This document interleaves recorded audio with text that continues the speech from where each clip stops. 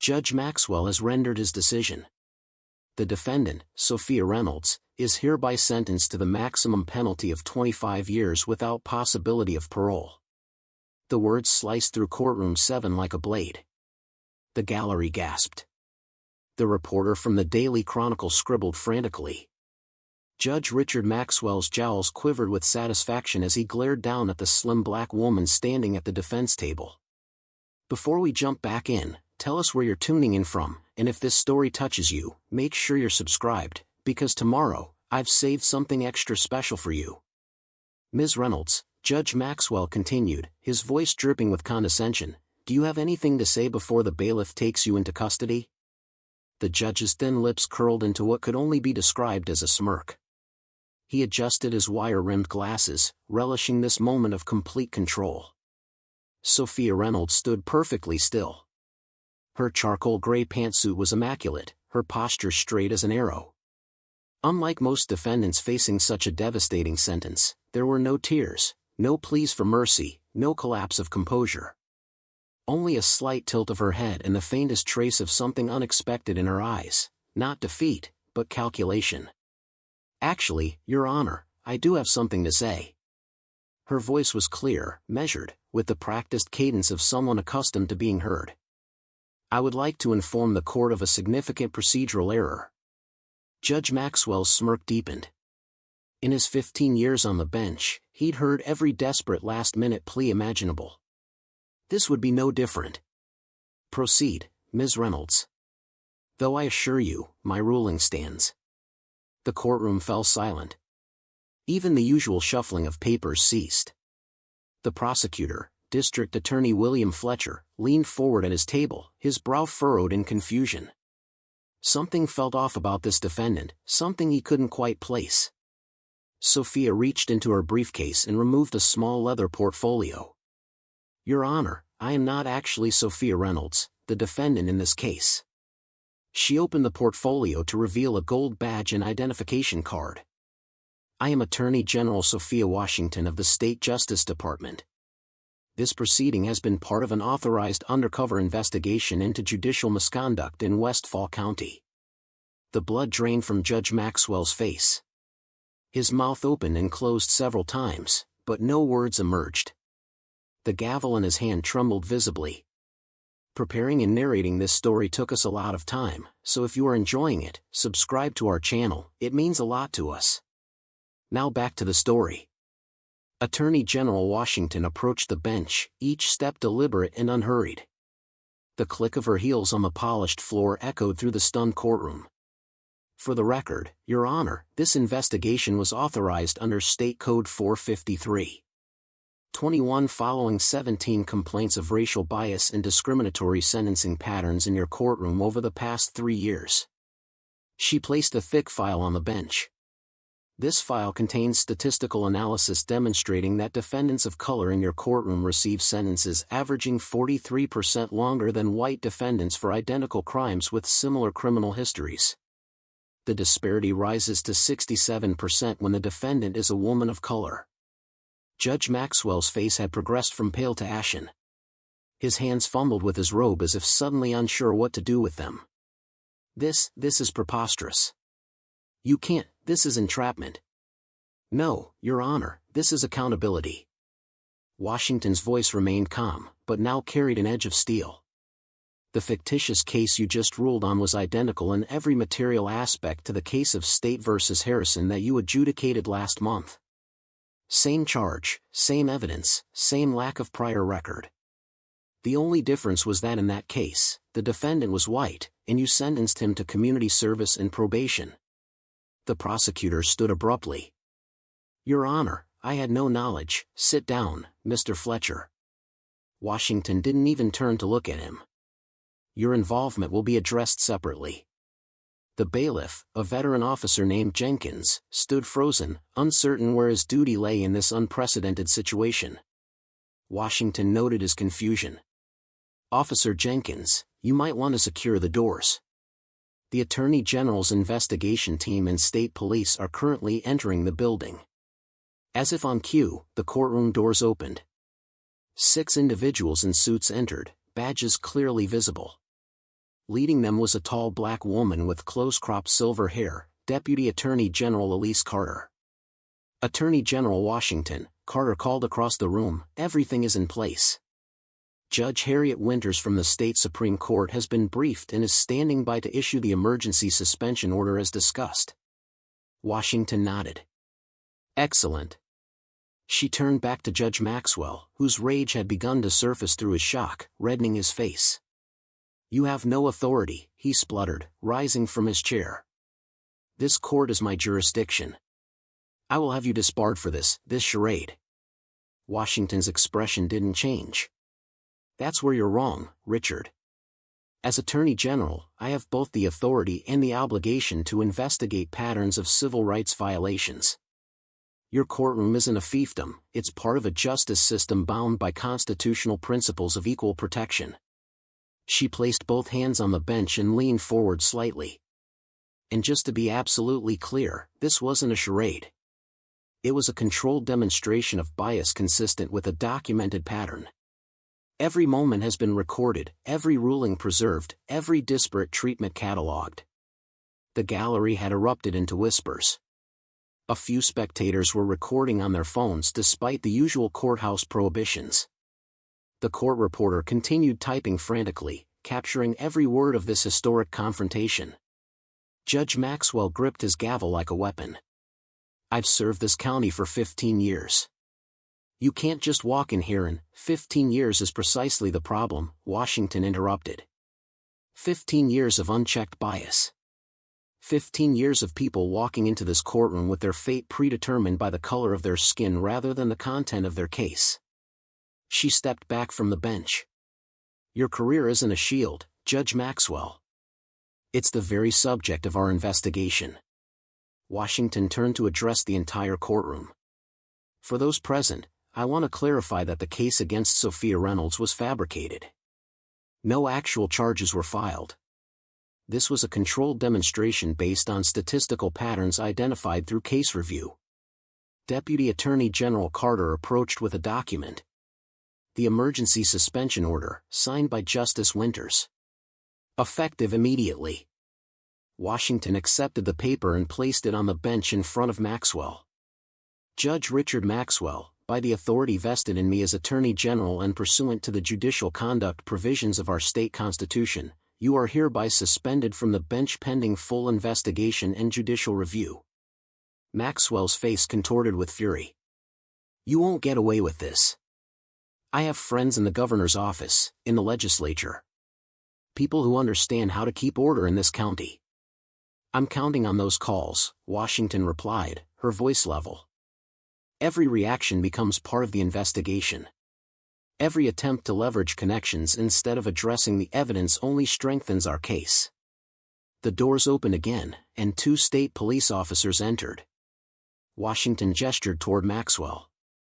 "Please escort Judge Maxwell to his chambers to collect personal belongings, then secure his office. All files are to remain untouched pending our investigation." As the officers approached the bench, Maxwell seemed to deflate, the reality of his situation finally sinking in. He removed his glasses with trembling hands and placed them carefully on the bench. "This isn't over," he muttered, but the threat in his voice had been replaced by uncertainty. "On that point, we agree completely," Washington said. "This is just the beginning." 6 months before this dramatic courtroom showdown, Attorney General Sophia Washington sat in her office on the 15th floor of the State Justice Building, reviewing a disturbing pattern of data. The wall-to-wall windows offered a panoramic view of the state capitol, but her attention was fixed on the spreadsheets and case files spread across her desk. Her chief of staff, Marcus Jenkins, entered with coffee and more files. The statistical analysis from Dr. Peterson arrived. "It's not good." Washington accepted the coffee without looking up. "How bad?" In Judge Maxwell's courtroom, black defendants receive sentences too. 7 times longer than white defendants for the same crimes. For black women specifically, it jumps to 3.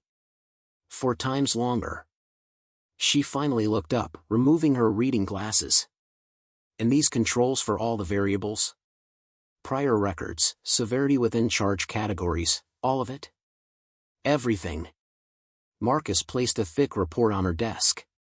Dr. Peterson is the best forensic statistician in the country. She controlled for over 40 variables. The pattern is undeniable, and it's getting worse over time, not better. Washington took a slow sip of her coffee. At 45, she was the youngest attorney general in the state's history, and the first black woman to hold the position. Her appointment 2 years ago had been celebrated as a sign of progress. The reality had proven more complex.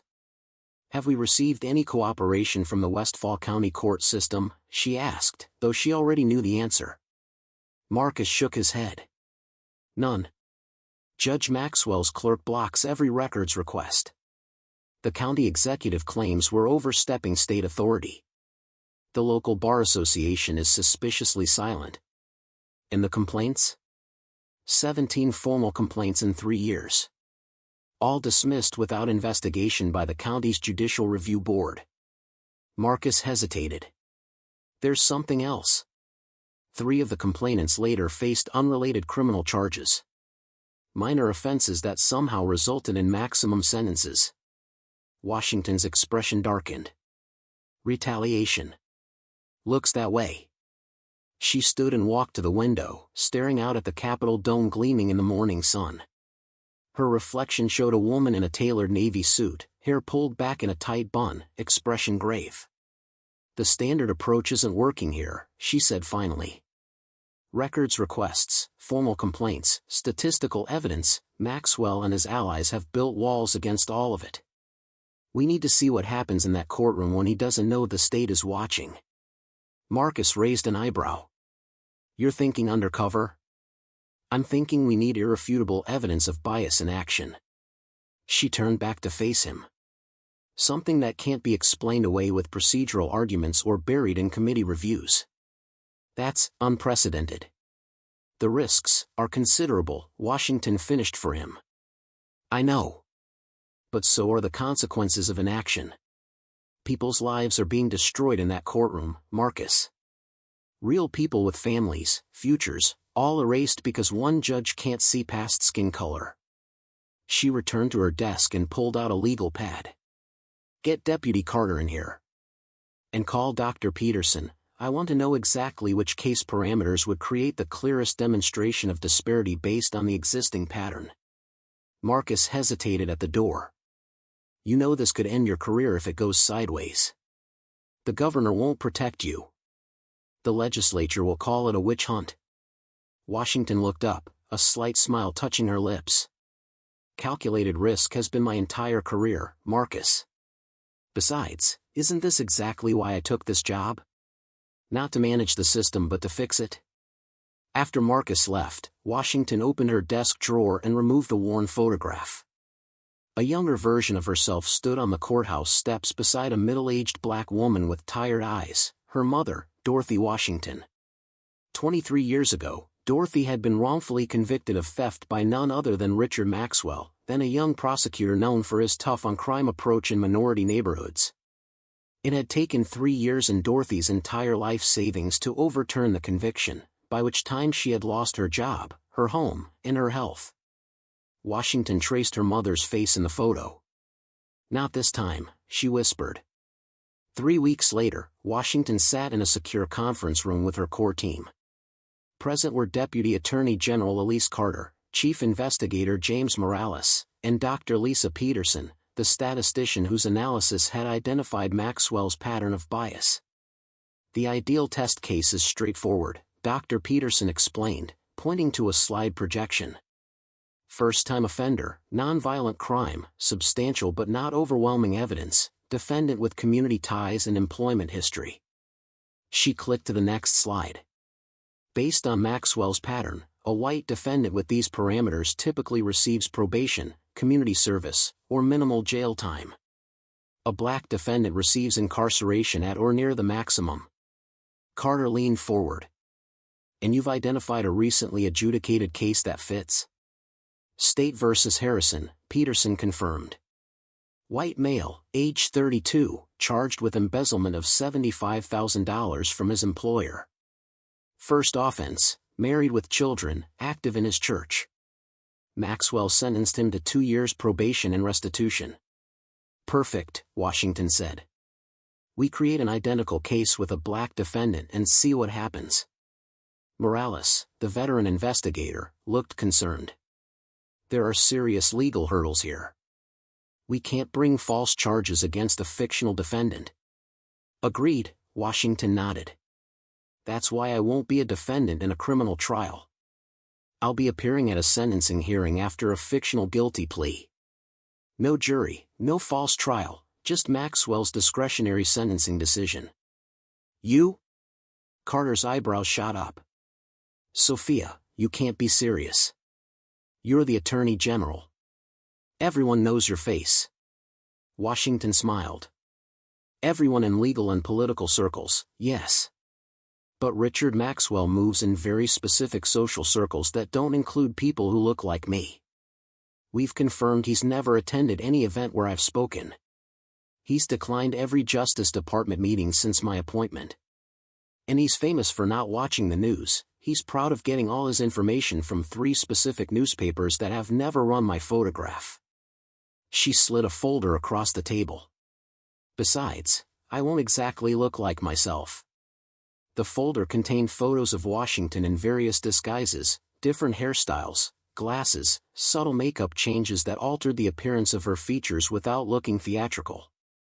Our technical team can ensure no recordings or photos from the proceeding are released until after the operation is complete, Morales acknowledged, warming to the plan.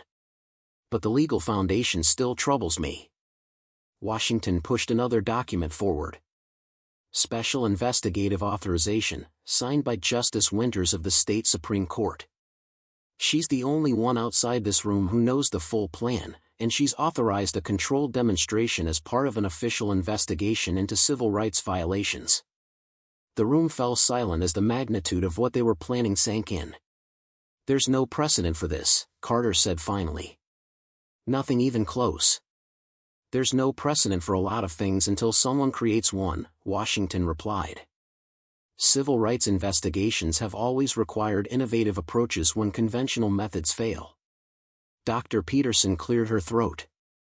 From a statistical standpoint, this creates a nearly perfect controlled experiment. Same crime, same evidence, same lack of criminal history, the only variable is race. If Maxwell's sentencing decision differs significantly, the bias is undeniable. And if it doesn't? Morales asked. If he happens to be fair this one time? Then we've done our due diligence and can close the investigation, Washington said. But based on 17 consecutive complaints and Dr. Peterson's analysis, I don't believe that's what we'll find. She stood, signaling the end of the meeting. We move forward in 2 weeks. Complete operational security. No digital communications about this. Everything face-to-face or on secure channels. As the others filed out, Carter remained behind. Once they were alone, she fixed Washington with a penetrating look. This is personal for you, isn't it? Maxwell was the prosecutor in your mother's case. Washington didn't flinch. Yes. He was. That could compromise the entire operation if it comes out. It won't compromise the statistics, the pattern, or whatever decision he makes when I'm standing in his courtroom, Washington countered. But yes, I know him better than most. I watched him work. I know exactly how he operates. Carter sighed. The review board will have questions. Let them. Washington gathered her files. Personal knowledge doesn't disqualify me from doing my job, Elise. If anything, it means I understand the stakes better than anyone. She paused at the door. Besides, every case is personal to someone. That's what Maxwell has forgotten. That's what this whole system sometimes forgets. Behind every file, every docket number, is a real person whose life hangs in the balance. As the day of the operation approached, Washington immersed herself in creating Sophia Reynolds. The backstory was meticulously crafted, a bookkeeper who had diverted $75,000 from her employer over 2 years, identical to the Harrison case. The evidence package was carefully assembled to mirror the previous case's strength. Every detail was designed to ensure the only significant variable was the defendant's race.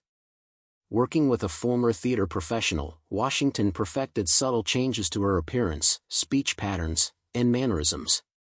The glasses she would wear slightly altered the appearance of her facial structure. Her usual confident stride was modified to appear more hesitant. Her voice, normally clear and authoritative, took on a slightly higher pitch. The most challenging aspect was ensuring no one in Maxwell's courtroom would recognize her.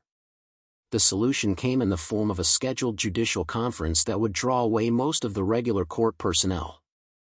A careful review of staff schedules confirmed that none of the remaining court officers had ever encountered Washington in person. The night before the operation, Washington sat in her apartment reviewing the case files one last time. Her phone rang, Carter calling for a final check-in. "Everything set for tomorrow?" the deputy asked. "All pieces in place," Washington confirmed. "Maxwell's calendar shows the sentencing hearing at 10 a.m. Our team will be in position by 9. The governor called me today," Carter said, her voice carefully neutral. "Wanted to know why you've been unusually quiet lately." Washington tensed slightly. "What did you tell him?" "That you were focused on the Millerton corruption case." He seemed satisfied. "Good." Washington closed the file she'd been reviewing. "Elise, if this goes sideways." "It won't." "But if it does," Washington insisted, "I need your word that you'll protect the office. Make it clear this was my decision alone. The work of the Attorney General's office is too important to be derailed by one operation." There was a pause on the line. "You have my word. But Sophia, be careful tomorrow. Maxwell is unpredictable when cornered." "That's precisely why we need to do this," Washington replied. "Some people only show their true colors when they think no one who matters is watching." After ending the call, Washington walked to her bedroom window. The city lights spread out before her, thousands of homes where people slept under the presumed protection of a fair and impartial justice system. How many had discovered the bitter truth that justice often depended on who you were, not what you'd done? She thought of her mother, who had passed away 5 years earlier, never fully recovering from her wrongful conviction. Dorothy Washington had always told her daughter to work within the system, to change it from the inside. "Breaking the rules won't fix the rules," she used to say. "I'm not breaking them, Mom," Washington whispered to the empty room. "I'm just making sure they apply to everyone." The next morning, Attorney General Sophia Washington disappeared. In her place, defendant Sophia Reynolds arrived at the Westfall County Courthouse wearing a modest gray pantsuit, glasses with clear frames, and hair styled differently than Washington ever wore hers. The transformation was subtle but effective, not a disguise so much as a shift in presentation that altered how others perceived her. As she waited on a bench outside Courtroom 7, Washington reviewed the final operational details in her mind. Her team was positioned throughout the building. Carter was in a nearby office, ready to move when signaled. The state police were on standby. Justice Winters was prepared to issue the emergency suspension order once evidence of bias was documented. At precisely 9:55 a.m., the court officer called her case. Washington rose, straightened her jacket, and walked into the courtroom where, 15 years earlier, her mother had stood in a similar position. The weight of that memory threatened to break her composure for a moment, but she pushed it aside. Today wasn't about the past. It was about ensuring a better future. Judge Richard Maxwell sat on the bench, reviewing papers with obvious disinterest. He didn't even look up as she took her position at the defense table. The prosecutor, William Fletcher, barely acknowledged her presence, busy organizing his notes. The clerk called the court to order. Case number 2023 CR 457, State v. Reynolds, sentencing hearing following guilty plea to embezzlement charges. Only then did Maxwell look up, his gaze passing over Washington with the casual dismissal she had anticipated. This was how it began, not with overt hostility, but with the subtle dehumanization that preceded injustice. "Mr. Fletcher," Maxwell nodded to the prosecutor. "Your recommendation?" Fletcher stood. "Your Honor, the state recommends the maximum sentence permitted by statute." The defendant systematically stole $75,000 from her employer over a 2-year period, betraying their trust and damaging the company's financial standing. Washington noted that Fletcher's recommendation was significantly harsher than what the same prosecutor had requested in the Harrison case, despite identical circumstances. The bias extended beyond Maxwell. "Ms. Reynolds," Maxwell finally addressed her directly, "do you have anything to say before I render my decision?" Washington stood, adopting the slightly nervous demeanor she had practiced. "Your Honor, I accept responsibility for my actions. I've expressed my remorse to my former employer and have arranged to make full restitution. I'm the primary caregiver for my elderly mother and have no prior criminal record. I ask the court for leniency that would allow me to continue caring for her while making amends for my mistake." It was almost word for word what Harrison had said in his hearing, a fact documented in the transcript Washington had memorized. Maxwell's expression remained impassive, but something in his eyes hardened. He shuffled papers on his bench, making a show of reviewing information he'd clearly already decided upon. "Ms. Reynolds, this court takes financial crimes very seriously. The breach of trust involved demonstrates a character flaw that cannot be overlooked. While I acknowledge your lack of criminal history, the calculated nature of your offense requires significant consequences." He looked directly at her for the first time, his gaze cold. "Judge Maxwell has rendered his decision.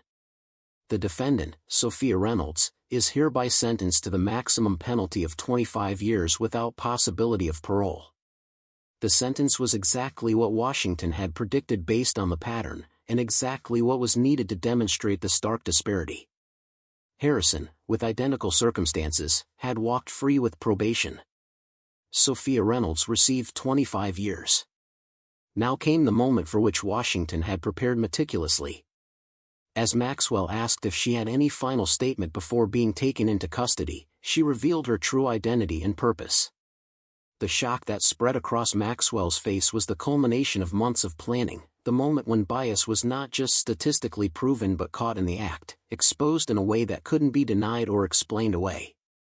As state police officers escorted a shaken Judge Maxwell from his courtroom, Washington felt no personal triumph, only a solemn satisfaction that a system which had failed so many might finally begin to change. 2 hours later, seated in a makeshift command center in a nearby state building, Washington addressed the team that had made the operation possible. Today was just the first step. Maxwell will fight this with everything he has. His allies will close ranks. The real work begins now. Carter handed her a tablet showing breaking news alerts. The story was already spreading. "How do you want to handle the press?" "Transparently," Washington replied. "Complete disclosure of the investigation, the statistical evidence, and the controlled demonstration. We emphasize that this was a legally authorized civil rights investigation, not a personal vendetta." She paused, scanning the faces of her team. "And we make it clear that Maxwell isn't an isolated case. This is about addressing systemic bias wherever we find it, regardless of who it implicates." As the others dispersed to their assignments, Washington remained behind, finally allowing herself a moment of reflection. She thought again of her mother, of all the others who had faced Maxwell's bias without the power to challenge it. "System's a little more fair today, Mom," she whispered. Her phone rang, the governor, no doubt having just learned what had happened. Washington took a deep breath and answered, ready for whatever came next. The road ahead would be difficult, but today had proven that even the most entrenched injustice could be confronted when someone was willing to take an unconventional stand. In that courtroom, power had shifted. A judge who had dispensed injustice for 15 years had finally faced judgment himself. And in that moment, the system had taken one small step toward becoming what it always claimed to be, blind to everything except the facts and the law. The courtroom fell silent as Judge Maxwell was led away, his arrogant certainty replaced by shocked disbelief. Attorney General Sophia Washington stood at the center of the storm she had created, her mind already racing ahead to the challenges that would follow this unprecedented intervention. Behind the gallery's stunned faces, Washington caught a glimpse of a young black woman with tears streaming down her cheeks. Their eyes met briefly before the woman lowered her gaze. Washington made a mental note to find out who she was, another of Maxwell's victims, perhaps, witnessing a reckoning she'd never thought possible. Deputy Attorney General Elise Carter approached, speaking in low tones. "The press is gathering outside. We need to manage this narrative before Maxwell's allies do." Washington nodded. "Set up a briefing in an hour. Full transparency. We show the evidence, the pattern, and the legal authorization. This wasn't vigilante justice, it was lawful accountability." The court clerk, a middle-aged white woman named Barbara Simmons, approached cautiously. "Attorney General Washington? I had no idea who you were." Her hands trembled slightly as she clutched a stack of files. "That was the point, Ms. Simmons," Washington replied with a reassuring smile. "You're not in any trouble." The clerk glanced around nervously before leaning closer. "There's something you should know. Judge Maxwell keeps a separate set of files in his chambers, ones that never make it into the official record. I've seen him alter documents after hearings." Washington exchanged a quick look with Carter. "Ms. Simmons, would you be willing to provide a formal statement?" "I've worked here 15 years, Simmons said, her voice steadying. "I've seen things that kept me awake at night. But I have 3 years until retirement, and I couldn't." She straightened her shoulders. "Yes. I'll make a statement." As Simmons walked away, Carter whispered, "If she's telling the truth about altered records, then this goes beyond bias into criminal misconduct." Washington finished. "We need to secure his chambers immediately." At that moment, Washington's phone rang, the governor calling, as she had anticipated. She excused herself and stepped into an empty jury room to take the call. "Governor Williams," she answered calmly. "What the hell do you think you're doing, Sophia?" The governor's voice was tight with controlled fury. "I'm getting calls from the state judiciary, the Bar Association, state senators, all asking why my attorney general is conducting undercover stings against sitting judges." Washington had prepared for this moment. "I'm investigating a pattern of civil rights violations that the standard mechanisms failed to address. The evidence was overwhelming, Governor. Judge Maxwell has been sentencing black defendants to terms 3 times longer than white defendants for identical crimes. Then you file complaints through the proper channels." "We did. 17 complaints were dismissed without investigation. The county executive blocked our records requests. The Judicial Review Board refused to act." There was a moment of silence on the line. "You should have come to me first." "With respect, Governor, judicial misconduct investigations must remain independent of political influence. I have authorization from Justice Winters of the Supreme Court. All procedures were properly followed." She could almost hear the governor calculating the political implications, weighing his options. "The press is calling this a courtroom coup. Maxwell's supporters are saying you targeted him because he's tough on crime." "The statistics tell a different story," Washington replied. "He's tough on certain people, not on crime. We're holding a press briefing in an hour to present the evidence. I invite your office to send a representative." Another pause. "This will make enemies, Sophia. Powerful ones. I didn't take this job to make friends, Governor. I took it to uphold the law." The governor sighed. "I can't protect you if this backfires. I'm not asking for protection. Just for the space to do my job." After the call ended, Washington rejoined her team in the corridor. The governor's concerned but not intervening. "For now." Carter nodded. "The state police have secured Maxwell's chambers. His computer's been taken for forensic analysis.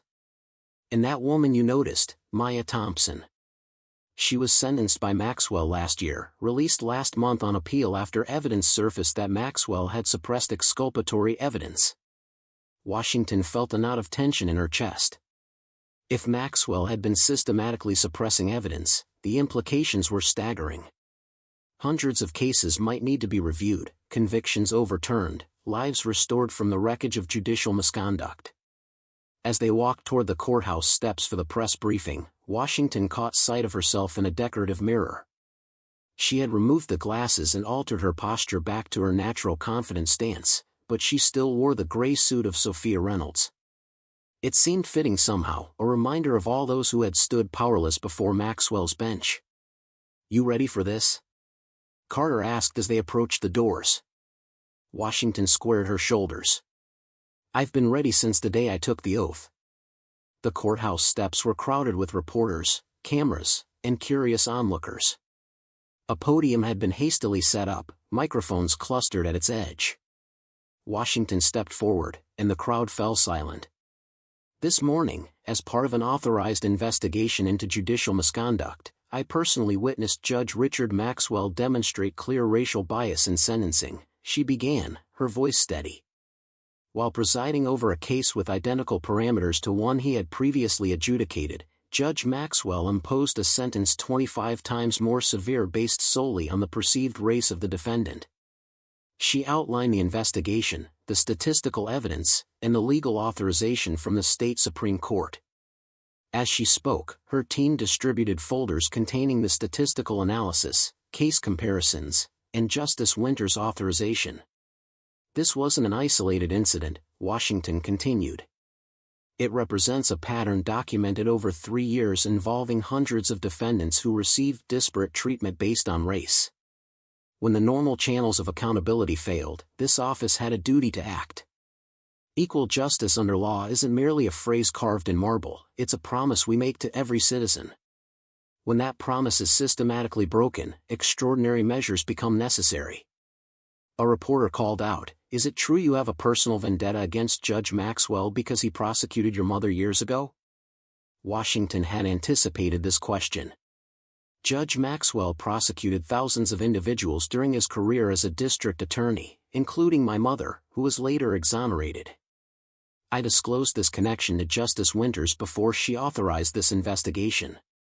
The evidence against Maxwell isn't about one case, it's about hundreds of cases showing a statistical pattern that cannot be explained by any factor other than racial bias.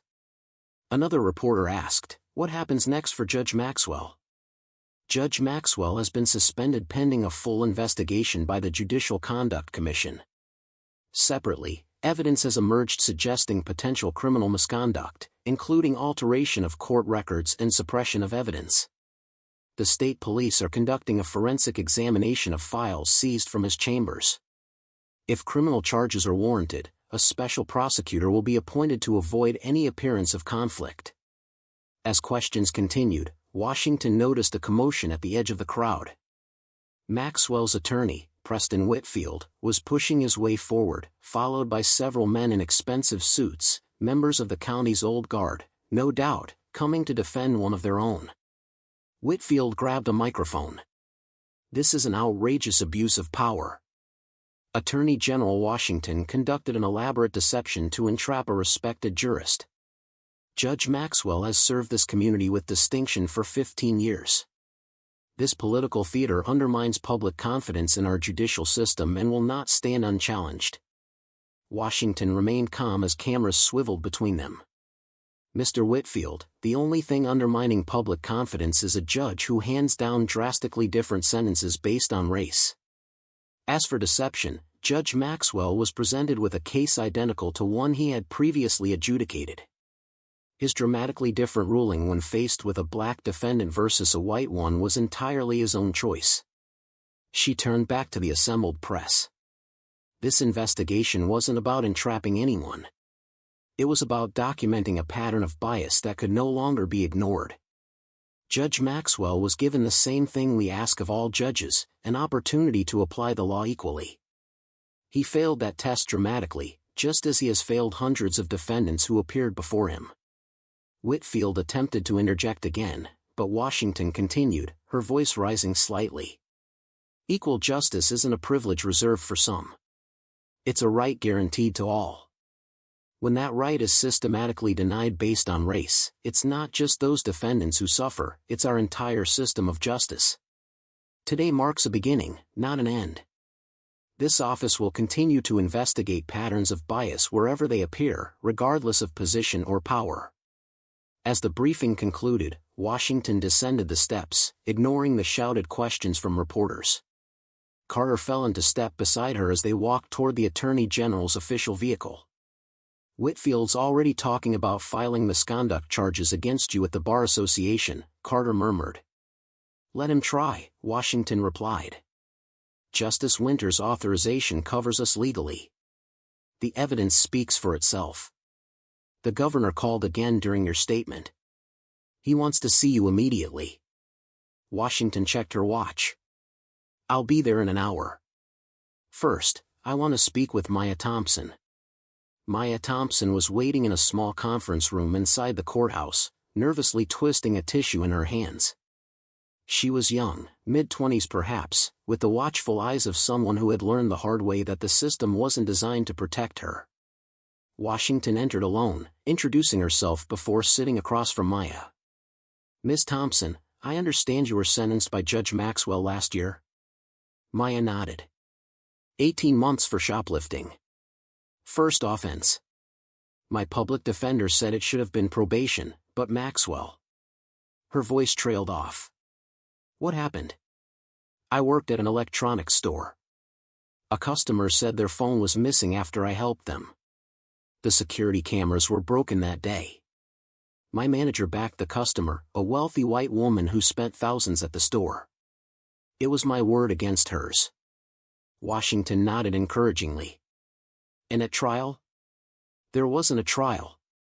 My public defender said there was no point, that Maxwell never ruled in favor of defendants who looked like me.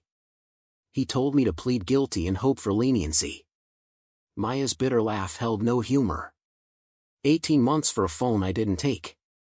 I lost my apartment, my credit, nearly lost my son to foster care. But you were released on appeal? After 14 months. A law student project took my case. They found security footage from a neighboring store showing the customer leaving with her phone. Maxwell had denied their request for that footage during pretrial discovery. Washington felt a cold anger settle in her chest. "Miss Thompson, would you be willing to make a formal statement about your experience? It could help us identify other cases where Maxwell may have suppressed evidence." Maya hesitated. "Will it make any difference? People like Maxwell always land on their feet." "Not this time," Washington said with quiet certainty. "This time, we have him dead to rights. But we need to understand the full scope of the damage he's done." Maya studied Washington's face for a long moment. "You really believe you can change things, don't you?" "I believe we have an obligation to try."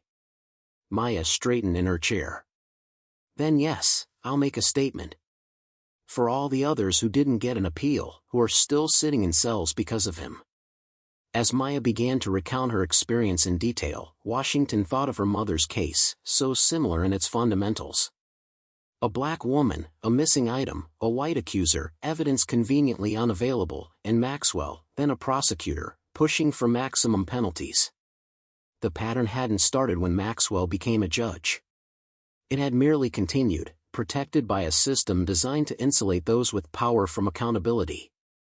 After taking Maya's statement, Washington headed to the governor's office, preparing herself for a difficult conversation.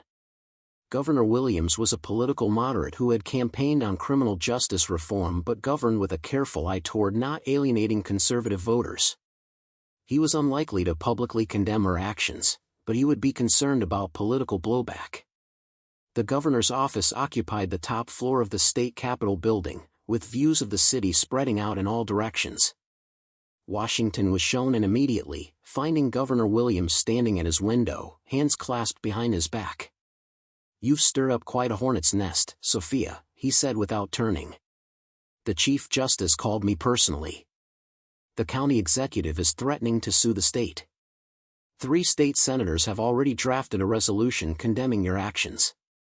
"And what did you tell them?" Washington asked, remaining standing. Williams turned, his expression unreadable. "I told them I was gathering facts before making any statements.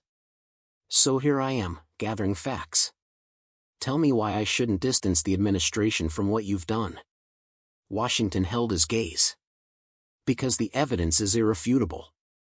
Because protecting a biased judge would put you on the wrong side of history. And because your own campaign promised criminal justice reform that addresses systemic racism. There are proper channels, which failed completely, Washington cut in. Governor, we tried every conventional approach. Maxwell was protected by a network of allies who buried complaints and blocked investigations.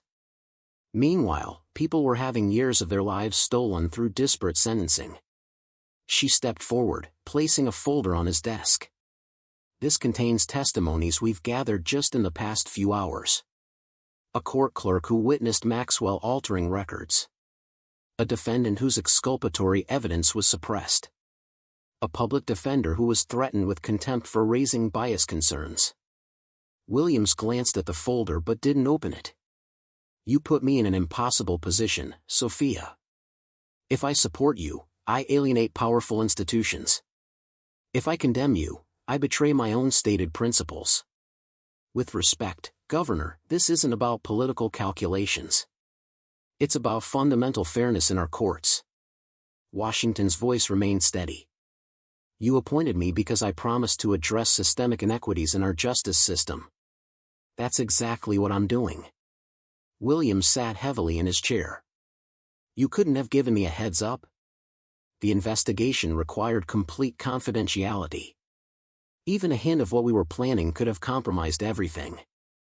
The governor was silent for a long moment. The Chief Justice wants your resignation. I'm sure he does. He says your actions undermine judicial independence. Judicial independence doesn't mean judicial impunity, Washington countered. Judges aren't above the law. When they systematically violate constitutional rights, they must be held accountable. Williams drummed his fingers on his desk. What's your endgame here? Maxwell will be replaced, but the system remains. This is just the beginning, Washington said. Maxwell's case creates precedent for investigating other judges showing similar patterns. It puts every biased judge on notice that their decisions are being monitored. And it gives us grounds to review hundreds of cases where injustice may have occurred. The governor sighed. You really believe you can change a system that's been this way for generations? I believe we have no choice but to try, Washington replied. Every person who walks into a courtroom deserves equal treatment under the law. When that doesn't happen, it's not just unfair, it's unconstitutional. Williams studied her for a long moment. I won't call for your resignation. Beyond that, I make no promises. You're on your own politically. I understand. Do you? Williams leaned forward. Maxwell has friends in the legislature, in the donor class, in the media. They'll come for you with everything they have. Washington smiled slightly. I'm counting on it. Every attack makes this a bigger story, keeps the evidence in the public eye, and makes it harder for the old system to reassert itself. As she left the governor's office, Washington felt a curious lightness. The hardest step had been taken. There was no going back now, only forward into whatever storm came next. Her phone buzzed with a text from Carter. Forensic team found hidden files in Maxwell's chambers. Dozens of altered transcripts, evidence of deals with prosecutors. This goes way beyond bias. Washington paused in the Capitol hallway, letting the implications sink in. Maxwell hadn't just been a biased judge, he had been actively corrupting the judicial process, potentially for years. The scope of the investigation would need to expand dramatically.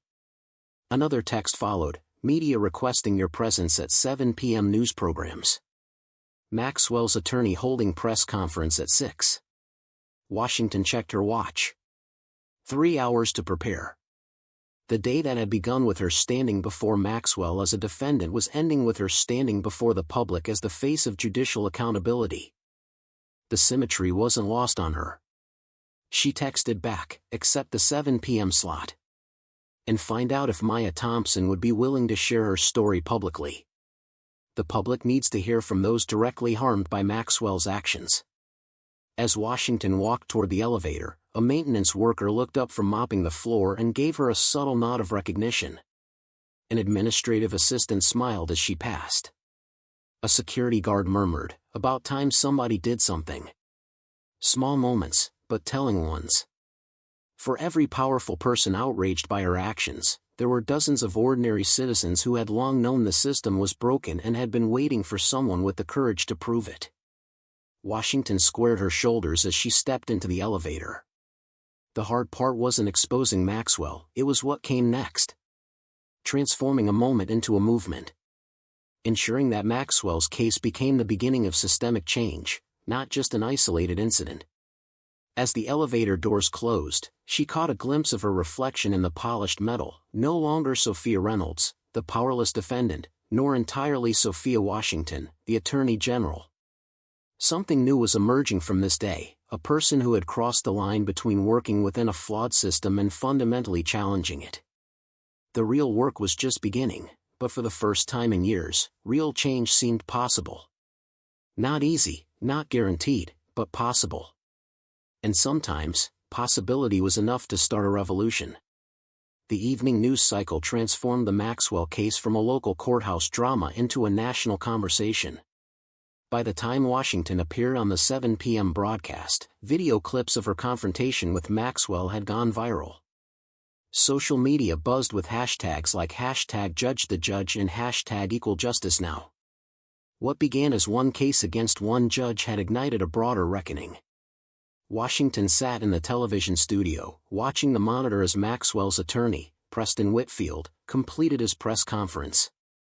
His message was predictable: claims of political witch hunts, character assassination, and threats of legal action against Washington personally.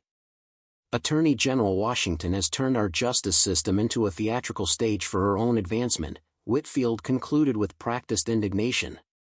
Judge Maxwell's exemplary 15-year record speaks for itself. This shameful charade will not stand. The news anchor turned to Washington as the clip ended.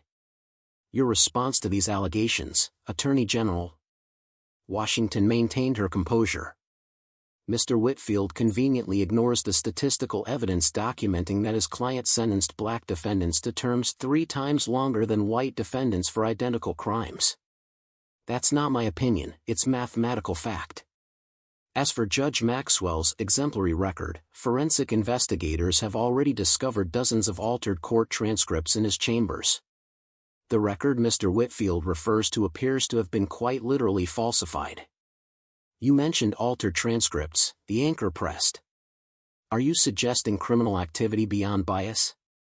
I'm stating that evidence found today indicates potential obstruction of justice, evidence tampering, and judicial misconduct that goes far beyond what we initially investigated. A special prosecutor will be appointed to evaluate potential criminal charges.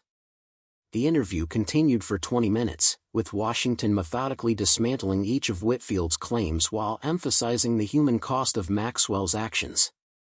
She ended by introducing Maya Thompson, who bravely shared her story of wrongful conviction and the 14 months stolen from her life. Ms. Thompson is just one of hundreds, Washington concluded. Behind every statistic is a real person with a family, a future, dreams that were derailed by bias masquerading as justice. That's what this case is truly about. As Washington left the studio, her phone buzzed with a text from Carter, Maxwell's allies filing bar complaint tomorrow. Judge Wilson from County Court preparing emergency order challenging your authority. Washington wasn't surprised. The old guard was mobilizing, using every procedural tool to protect one of their own. She had anticipated this reaction, in fact, she was counting on it. Every counterattack would only bring more attention to the evidence and keep the pressure on. Her phone rang, Justice Harriet Winters from the state Supreme Court. Sophia, Winters began without preamble, it's getting ugly out there. The judicial conference is in an uproar. Half my colleagues think you've overstepped catastrophically. And the other half? The other half are reviewing their own sentencing patterns very nervously, Winters replied with grim humor. You've certainly gotten their attention. Washington stepped into her waiting car. What about you, Justice Winters? Any regrets about authorizing the operation? None whatsoever. The evidence justified the approach.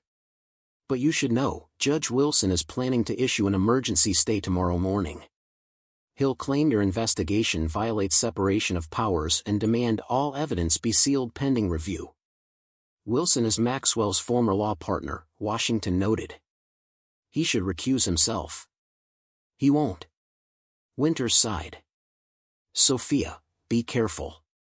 This case has exposed fault lines that run deeper than most people realize.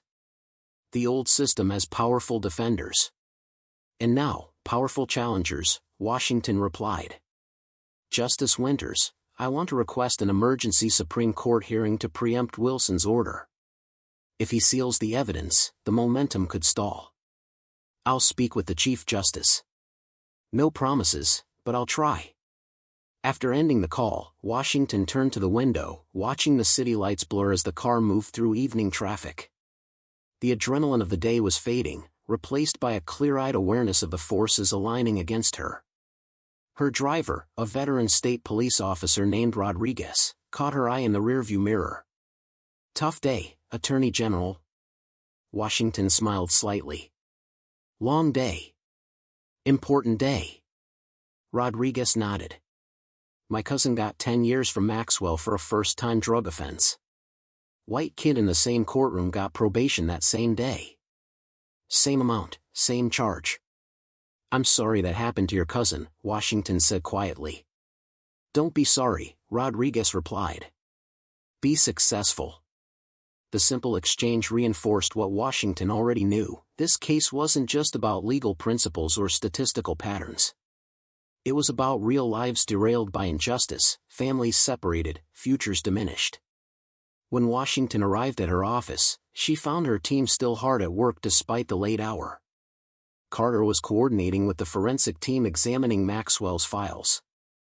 James Morales was interviewing former defendants who had come forward after seeing the news. Dr. Peterson was expanding her statistical analysis to other judges in the county system. Any word from Justice Winters? Carter asked as Washington entered. She's speaking with the Chief Justice about an emergency hearing, Washington replied. What's the latest here? Carter handed her a tablet showing preliminary findings from Maxwell's files. It's worse than we thought. The forensics team found a separate database on his personal laptop, notes on defendants including racial identifiers, coded language about their attitudes, and wildly different sentencing guidelines for different groups. Washington scrolled through the files, a knot forming in her stomach. This isn't just unconscious bias. This is deliberate, systematic discrimination.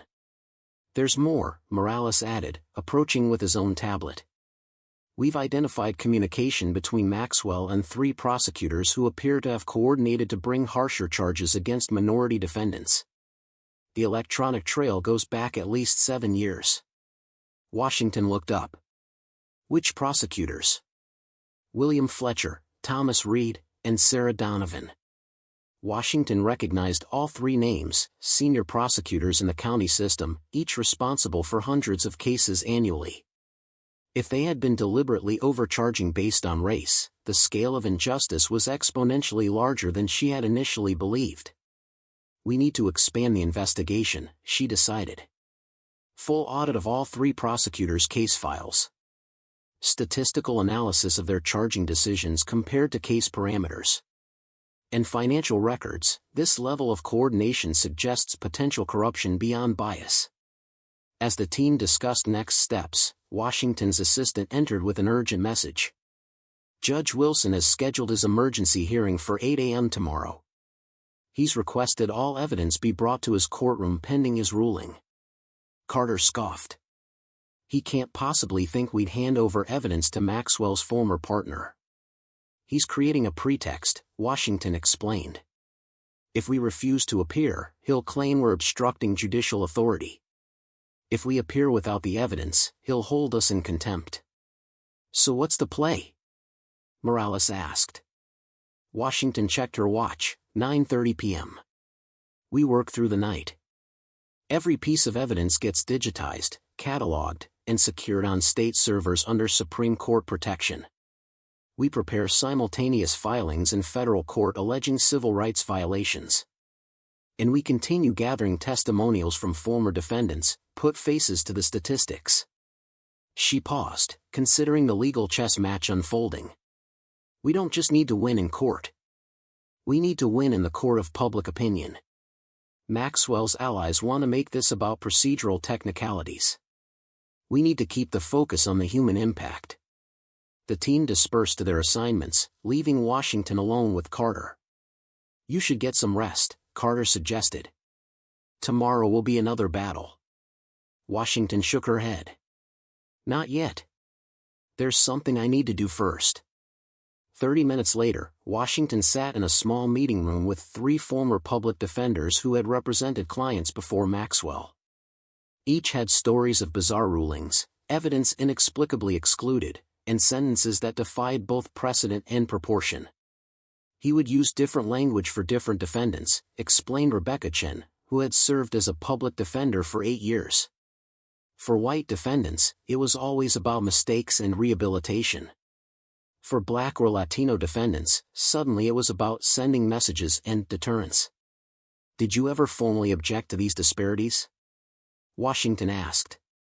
Michael Okafor, who had spent 5 years in the public defender's office, laughed bitterly. Once. Just once. Maxwell held me in contempt, threatened my bar license, and then gave my client an extra 5 years for wasting the court's time with frivolous arguments. The third defender, James Rivera, pushed forward a thick folder. I kept records. Every case, every comparable sentence, every disparity. I tried to get the ACLU interested 3 years ago, but without access to the full court records, they couldn't build a solid case. Washington accepted the folder. Why didn't you come forward sooner? Would you have believed us? Rivera asked simply. Public defenders claiming bias against a respected judge? Without hard evidence? We would have been dismissed as disgruntled advocates making excuses for guilty clients. The truth of his words struck Washington forcefully.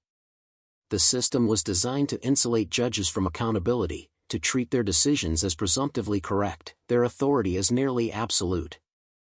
It took extraordinary measures to pierce that shield, measures like her undercover operation. I believe you now, she said quietly.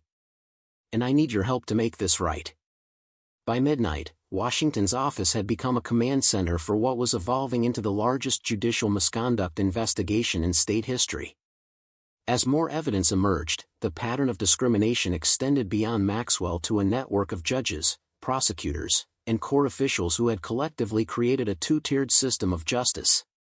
At 2 a.m., Washington's phone rang, Justice Winters calling with news. The Chief Justice has agreed to an emergency hearing, Winters announced. 7 a.m. tomorrow, before Wilson's hearing. Full court, maximum priority.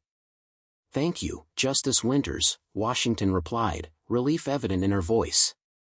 This gives us a fighting chance. Don't thank me yet, Winters cautioned. The court is divided. Some justices see this as an attack on judicial independence. You'll need to make a compelling case that goes beyond Maxwell. After the call, Washington gathered her core team. We have a Supreme Court hearing at 7 a.m. Wilson's hearing is at 8. We need to be ready for both. What's our argument to the Supreme Court? Carter asked.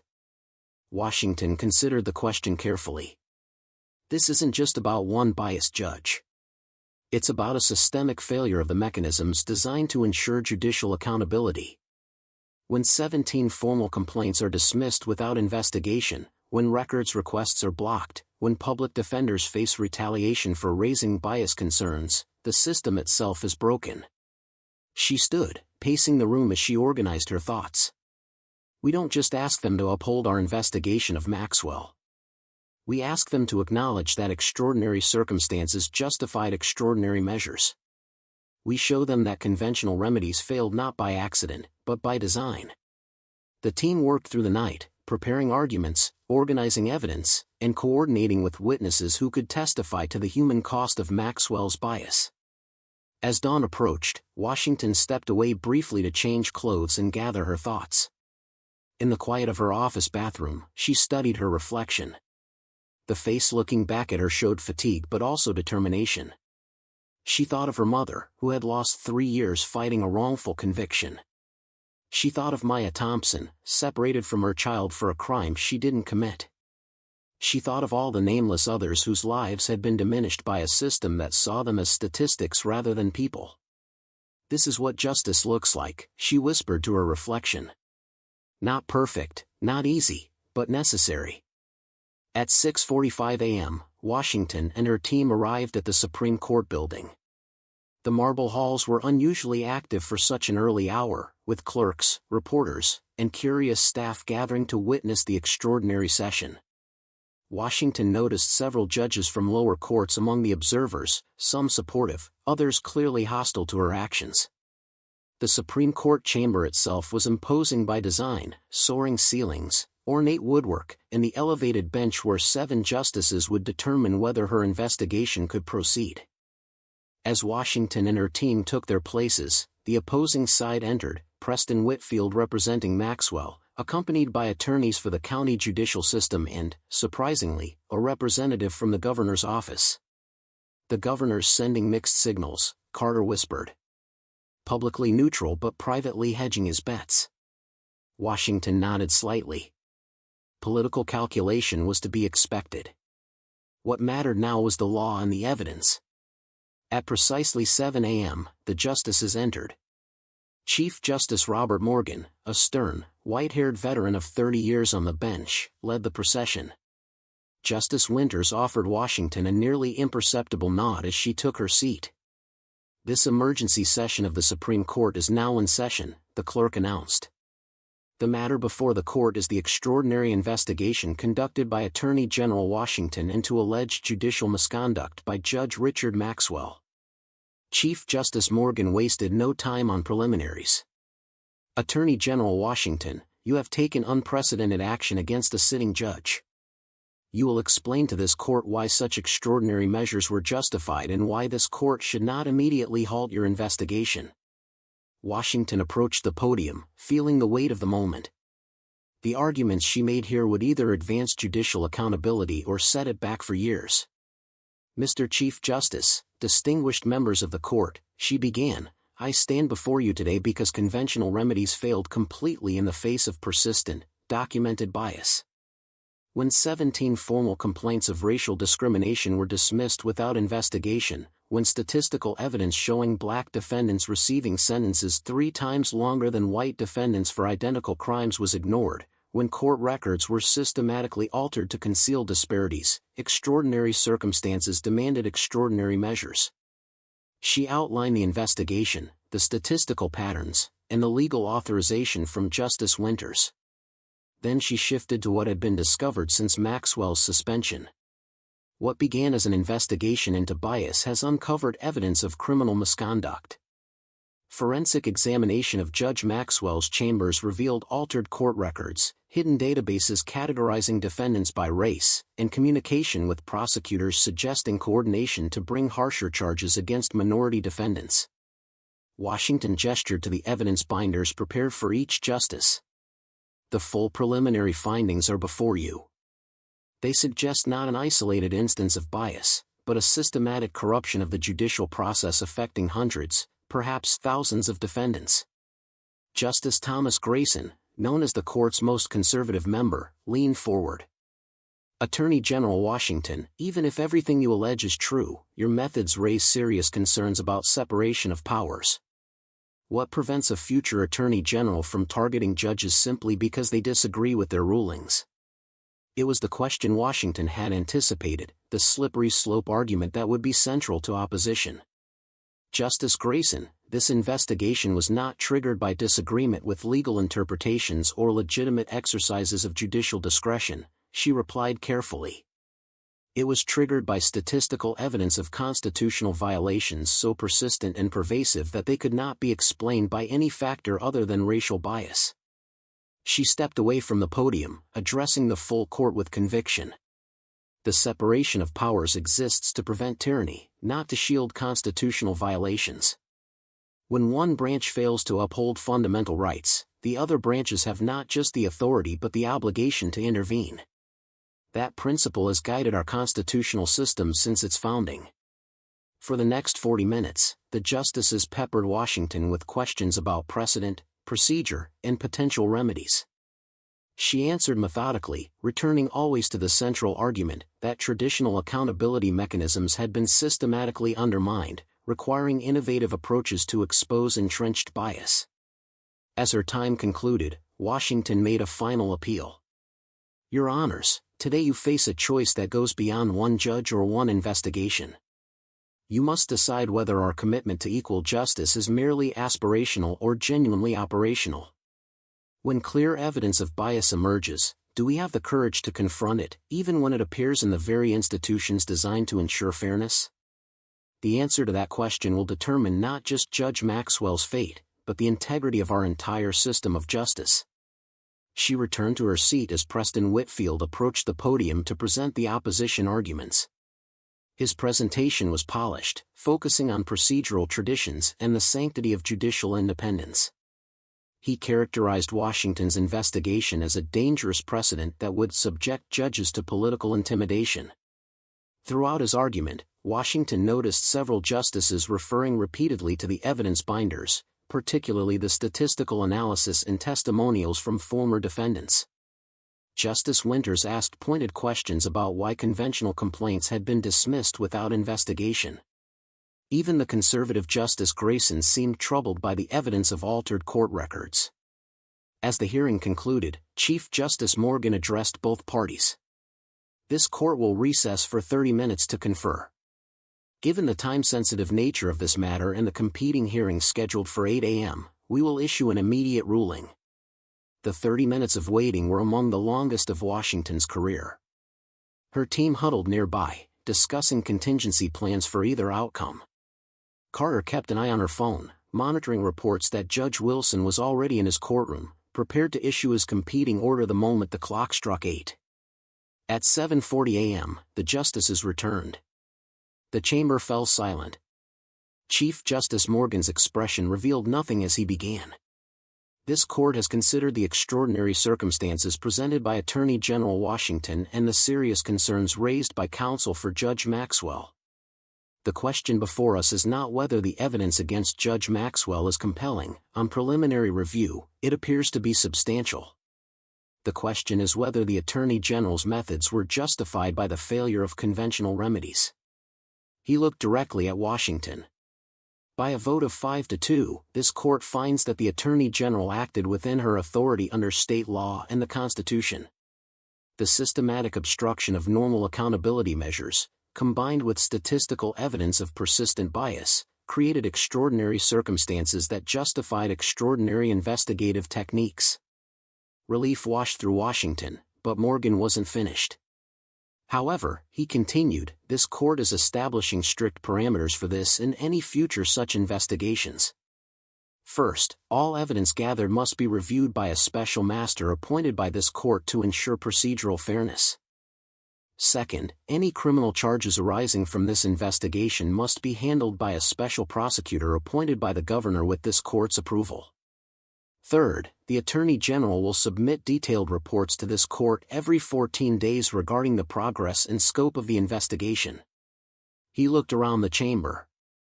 This ruling supersedes any contrary order from any lower court. Judge Wilson's scheduled hearing is hereby canceled.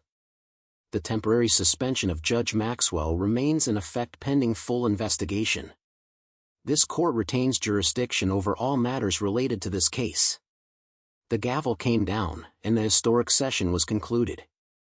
Washington had won, not an unlimited victory, but a crucial one that allowed the investigation to continue under Supreme Court supervision.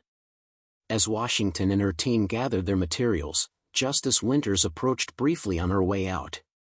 "You've opened a door that can't be closed," she said quietly. "What happens next will determine whether that's remembered as an act of courage or folly." Washington nodded. "Thank you for your faith, Justice Winters." "It wasn't faith," Winters replied. "It was recognition that sometimes the system needs to be shocked into remembering its purpose. Now make sure the shock leads to healing, not just pain." As Washington left the Supreme Court building, reporters crowded the steps, shouting questions. She paused briefly for a statement. "Today, the highest court in our state affirmed a simple principle, that equal justice under law isn't just a phrase carved in marble, but a living commitment that demands action when it's violated. This investigation will continue, following the parameters established by the Supreme Court. For too long, bias has hidden behind procedure. Today marks a step toward ensuring that justice truly is blind, not to evidence of its own failings, but to irrelevant factors like race that should never determine a person's fate in our courts. The crowd parted as Washington descended the steps. The battle wasn't over. In many ways, it was just beginning. Maxwell's case had exposed not just one biased judge but a system of interconnected problems that would require sustained effort to address. But something fundamental had changed. A barrier of impunity had been breached. Accountability had gained a foothold in a system designed to resist it. And most importantly, those who had suffered under Maxwell's biased rulings now had hope that justice, delayed but not denied, might finally be served. As Washington reached her car, she received a text from Maya Thompson, "Thank you for believing us when no one else would." Those simple words reminded Washington why the fight, however difficult, was necessary. Behind every statistic, every case file, every legal argument was a real person whose life had been shaped by the presence, or absence, of justice. The road ahead would be challenging, with powerful interests aligned against change. But for the first time in years, the path forward was clear. Not easy, not guaranteed, but clear. And sometimes, clarity was enough to start a revolution. 3 months after the Supreme Court ruling, Washington sat at her desk reviewing the special prosecutor's final report. What had begun as an investigation into one biased judge had expanded into the largest judicial corruption case in state history. The evidence uncovered in Maxwell's chambers had led investigators to 4 other judges, 7 prosecutors, and a court administrator who had collectively maintained a 2-tiered system of justice for over a decade. The morning sunlight streamed through her office windows as Washington flipped through the pages detailing the full scope of what they'd found. Maxwell hadn't just been sentencing based on race, he'd been part of a coordinated effort to funnel minority defendants into private prisons where several county officials held financial interests. The corruption had metastasized throughout the system, with kickbacks, altered records, and suppressed evidence becoming standard practice rather than exceptions. Her assistant knocked and entered with coffee. "The governor's on his way up." "And Justice Winters called. She wants to know if you'll be at the Judicial Reform Committee meeting this afternoon." Washington nodded. "Tell her I'll be there." This report changes everything. The past 3 months had transformed Washington's role and reputation. Initial criticism of her methods had given way to grudging respect as the evidence mounted. Weekly briefings to the Supreme Court had documented a pattern of corruption so extensive that even her harshest critics couldn't dismiss it. Now, with criminal indictments imminent against 14 officials, the focus had shifted from her controversial undercover operation to the systemic reforms needed to prevent future abuses. Governor Williams arrived 15 minutes later, looking more harried than usual. The political calculus that had initially made him cautious had shifted as public opinion solidified behind the investigation. With elections approaching, he had belatedly positioned himself as a champion of judicial accountability. "The report's devastating," he said without preamble, taking a seat across from Washington. "The special prosecutor is recommending felony charges against Maxwell and 3 other judges. The media is already calling it the justice cartel." Washington pushed the report across her desk. "It's worse than we thought. The financial connections to private prisons explain the sentencing disparities. It wasn't just bias, it was profit." Williams flipped through the pages, his expression darkening. "Jesus. 10 years of this, right under everyone's noses." "Not everyone was blind to it," Washington corrected gently. "Defendants knew. Public defenders knew. Community advocates knew. They filed complaints, documented patterns, raised concerns, and they were systematically ignored. The governor had the grace to look uncomfortable. As a former state senator, he had chaired the Judiciary Committee that had repeatedly declined to investigate complaints against Maxwell and his colleagues. "We should have listened," he acknowledged. "The system was designed to protect itself, not to hear criticism." Washington nodded. That's exactly what needs to change. Justice Winter's Reform Committee is meeting today to discuss structural changes, independent oversight, statistical monitoring of sentencing patterns, protections for those who report misconduct. Will your office support these measures? Williams hesitated only briefly. Yes. Full support. Draft whatever legislation you need. After this report becomes public, opposing reform would be political suicide anyway. It was a cynical calculation, but Washington would take the support regardless of motivation. Thank you, Governor. We'll need executive backing to overcome resistance from entrenched interests. After the governor left, Washington took a moment to center herself before her next appointment. The past 3 months had been a whirlwind of investigations, hearings, and public statements. The case had drawn national attention, with calls for similar reviews in other jurisdictions where sentencing disparities had been documented. Her assistant appeared at the door. Maya Thompson is here. Washington smiled. Send her in. Maya entered looking transformed from their first meeting. The nervous, traumatized young woman had become an articulate, confident advocate. After sharing her story publicly, she had been hired by the Coalition for Judicial Accountability as a community liaison, helping other victims of Maxwell's bias navigate the review process. The review board approved another 12 case reversals this morning, Maya announced without preamble, taking a seat. That brings the total to 73 overturned convictions so far.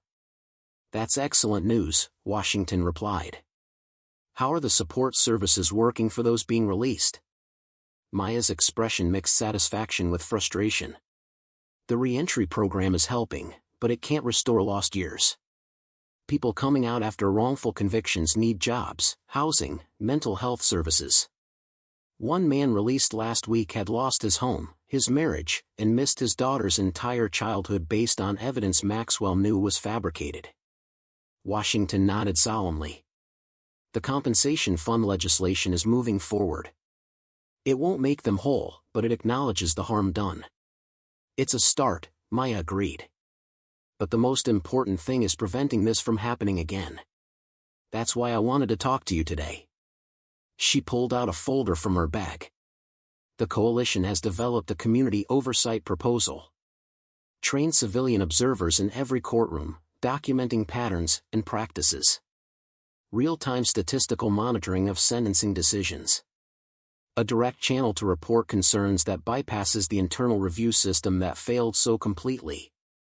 Washington accepted the folder, impressed by the thoroughness of the proposal. This is excellent work, Maya. I'll bring it to the Reform Committee today. Maya's eyes held Washington's with quiet intensity.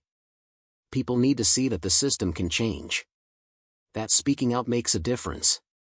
Most of Maxwell's victims had given up hope that anyone would ever believe them, let alone act on their behalf. You were the first to testify publicly, Washington acknowledged. That took tremendous courage. Maya shook her head slightly. Not courage. Necessity. When you spend 14 months in a cell for something you didn't do, watching your life disintegrate from a distance, you learn that silence isn't safety. It's surrender.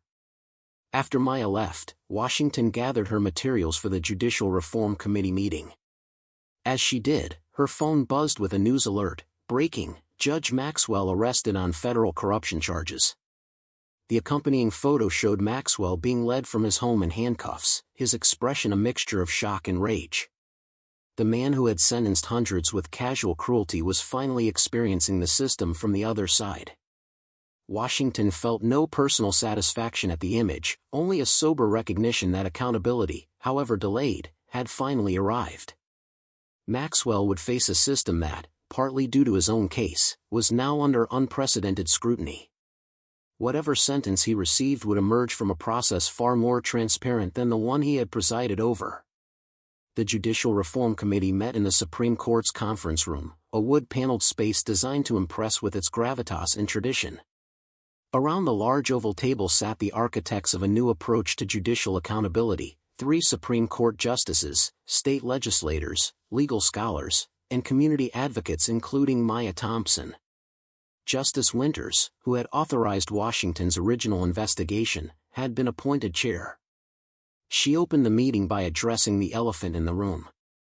"This morning, former Judge Maxwell was arrested on federal corruption charges," she began. "Additional arrests are expected in the coming days. While those cases proceed through the courts, our task is forward-looking, to ensure that no such corruption can take root again in our judicial system." Washington presented the findings from the special prosecutor's report, detailing not just individual misconduct but the systematic failures that had allowed it to flourish. Maxwell's case exposed not just bias but a fundamental failure of oversight.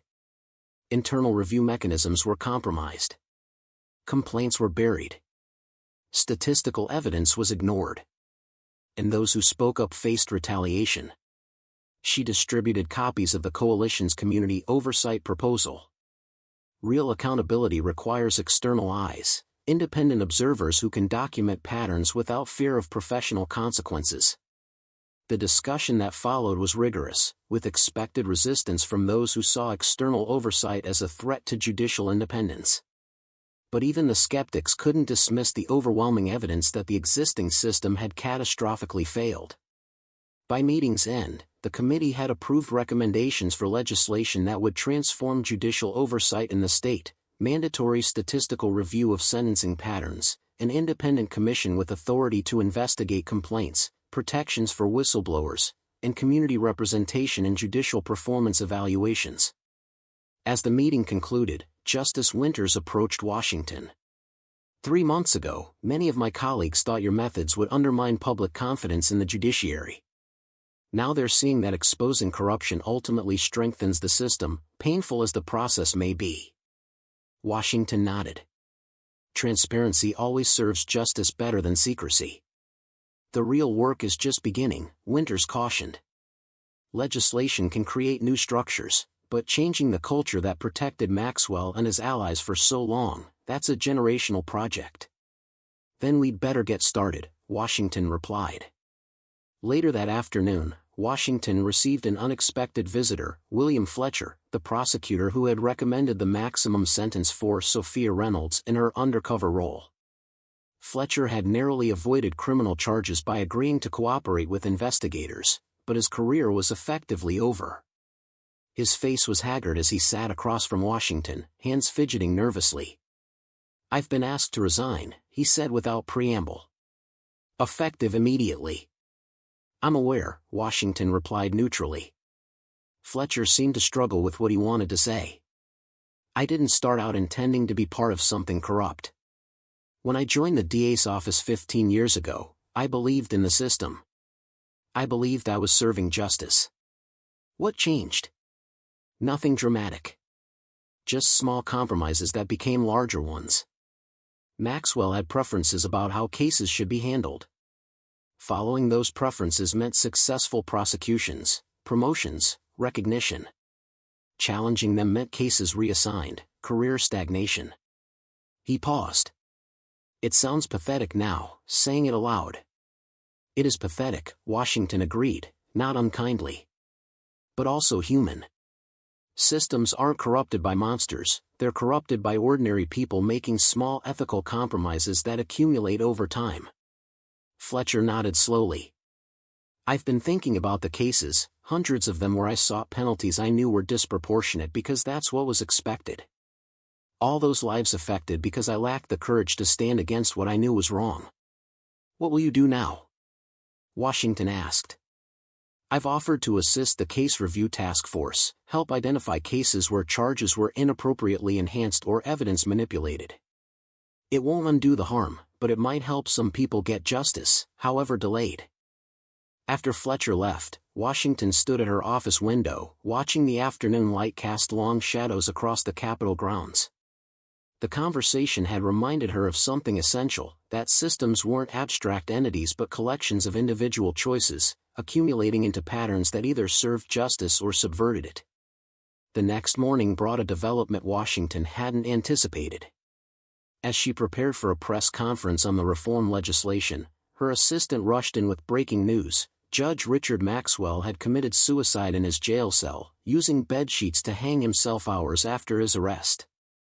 The news hit like a physical blow. Whatever justice might have emerged from Maxwell's trial was now foreclosed. The victims of his corruption would never see him held accountable in a courtroom. The press conference became a more somber affair than planned. Washington acknowledged Maxwell's death before pivoting to the reforms that would emerge from his case. "Judge Maxwell's death brings no satisfaction and no justice," she told the assembled reporters. "The true measure of our response to this corruption will not be the fate of any individual, but the systemic changes we implement to prevent such abuses in the future." A reporter called out, "Do you regret your undercover operation now that it's led to this outcome?" Washington considered the question carefully. "I regret that it was necessary. I regret that 17 formal complaints and years of documented disparities weren't enough to trigger a conventional investigation. I regret that it took extraordinary measures to expose what should have been apparent through ordinary oversight." She paused, making eye contact with Maya Thompson, who stood at the back of the room. "But I do not regret giving voice to those who suffered under a corrupt system. I do not regret bringing to light injustices that had been deliberately hidden. And I do not regret creating the opportunity for genuine reform that will protect future generations from similar abuses." 6 months later, Washington stood in a packed legislative chamber as the governor signed the Judicial Accountability Act into law. The comprehensive legislation created new oversight mechanisms, mandated statistical monitoring of sentencing patterns, established an independent review commission, and provided compensation for those wrongfully convicted under Maxwell's corrupt regime.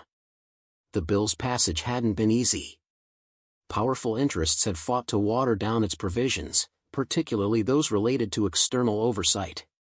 But the evidence uncovered in the Maxwell investigation had been too damning to dismiss, and public support too strong to ignore. When the final vote came, even longtime opponents recognized that opposing reform had become politically untenable. As Washington watched the governor sign the bill with multiple ceremonial pens, she reflected on the journey that had brought them to this moment.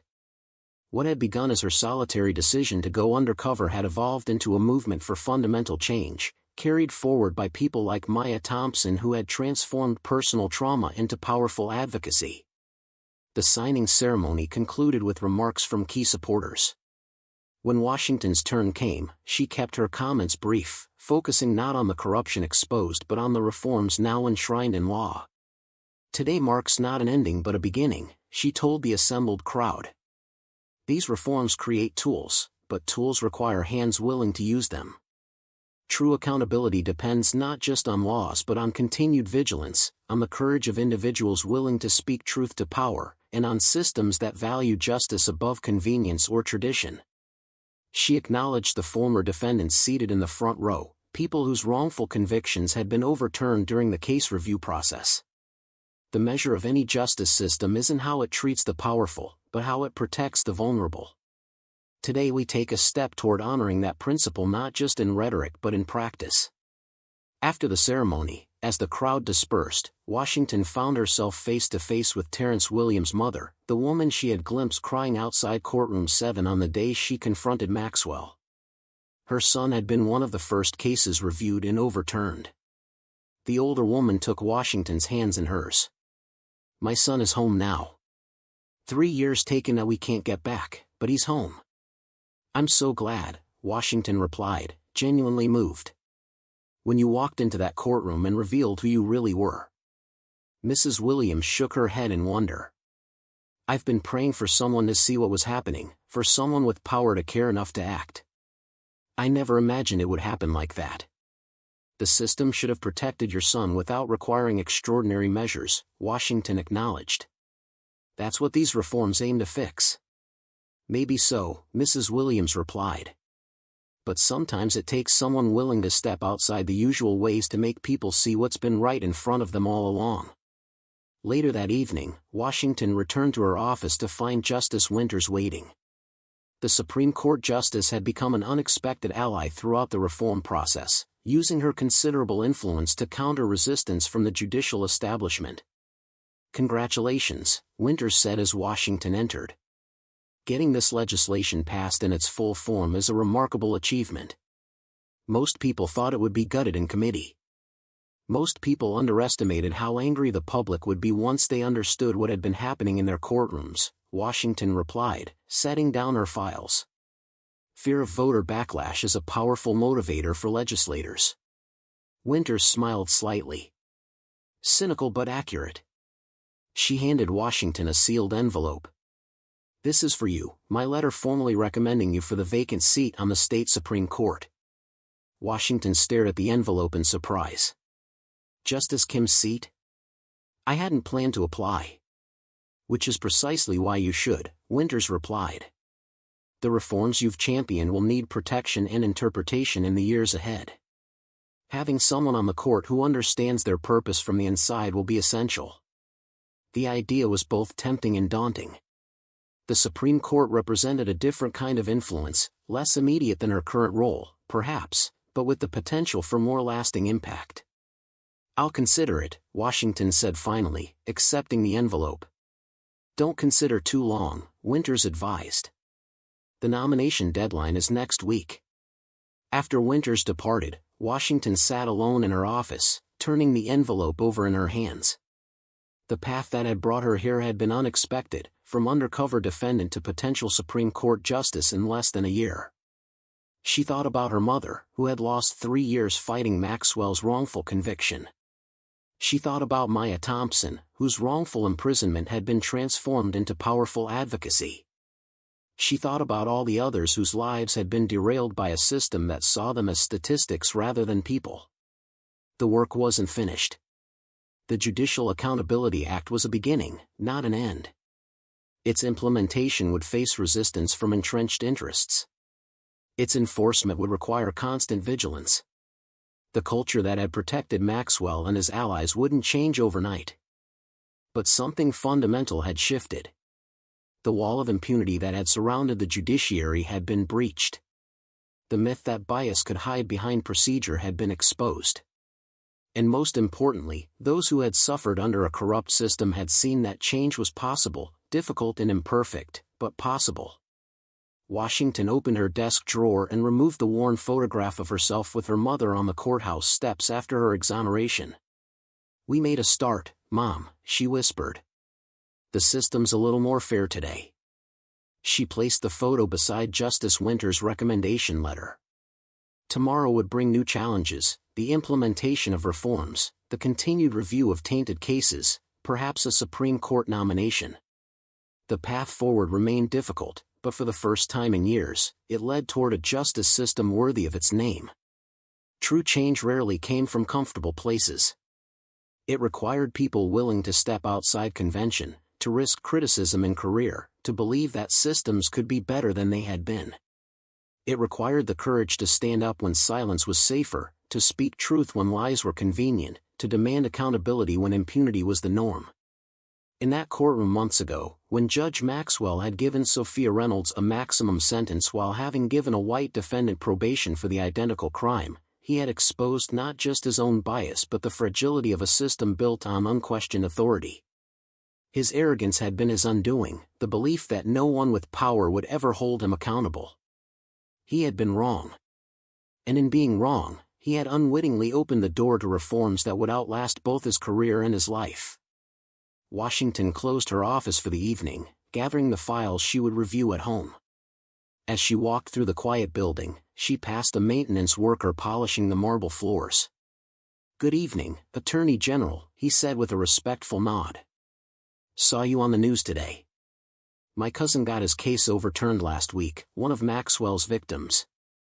8 years he lost, but he's home now. Our whole family thanks you." "I'm glad he's home," Washington replied sincerely. "But thank the advocates who kept fighting when no one would listen. Thank the investigators who uncovered the evidence. Thank your cousin for not giving up hope." The man smiled. Still, someone had to be willing to shake up the system. Someone had to be brave enough to show the world what was happening. As Washington left the building, his words stayed with her. Change required many hands working together, but it often began with a single person willing to take an unprecedented step. In her case, that step had been assuming the identity of a defendant to expose a biased judge. For others, it might be filing a complaint despite fear of retaliation, documenting patterns others refuse to see, or simply refusing to accept that this is just how things are. The evening air was cool and refreshing after a day spent indoors. Washington paused on the Capitol steps, looking out at the city lights spreading into the distance. Somewhere in those lights were former defendants rebuilding lives after wrongful convictions, families reunited after unjust separations, communities beginning to believe that justice might actually be blind rather than biased. The system wasn't fixed, not by a long shot. But it had been cracked open, its flaws exposed to light, its failures acknowledged rather than denied. And in that acknowledgement lay the possibility of genuine change, not perfect, not complete, but real. Sometimes that was enough. Sometimes the first step was the most important one, not because it solved everything, but because it proved that movement was possible. Washington descended the steps, heading home with a sense of quiet purpose. Tomorrow would bring new challenges, new resistance, new compromises. But today, at least, justice had taken a step forward. And in a world where progress often seemed impossible, that was something worth holding on to, the knowledge that systems could change when people refused to accept their failures, that courage could overcome complacency, that truth, however difficult, remained the foundation of any justice worthy of the name. Up next, you've got two more standout stories right on your screen. If this one hit the mark, you won't want to pass these up. Just click and check them out. And don't forget to subscribe and turn on the notification bell so you don't miss any upload from us.